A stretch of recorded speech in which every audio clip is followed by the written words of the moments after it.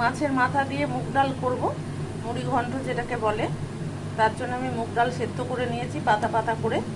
দেখো, তাও শুকনো খোলায় আগে আমি মুগ ডালটা ভেজে নিয়েছি লাল করে। যখন একটা সুন্দর গন্ধ বেরোবে তখন তোমরা ডালটা ভাজা হয়ে যাবে, বুঝতে পারবে।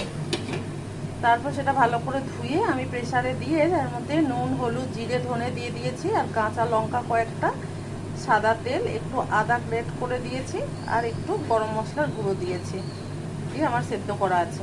পাত্র বসিয়ে এতে সর্ষের তেল দিয়ে দেব। একটা মাছের মাথা দুটো করে আমার ভাজা আছে, আর ফোড়নে ব্যবহার করব জিরে, শুকনো লঙ্কা, তেজপাতা। ফোড়নের গন্ধ বেরিয়ে গেছে, এটা দিয়ে দেবো পেঁয়াজ ভাজা। পেঁয়াজ লাল করে ভাজা হতে মাছগুলো আমি আর একবার ভেজে নেব। মাছ ভাজা হয়ে গেছে, এটা আমি সেদ্ধ ডাল দিয়ে দেব। ডাল ফুটছে, আমি একটা কাঁচা লঙ্কা দিয়ে দিই, সামান্য চিনি দিয়ে দেবো।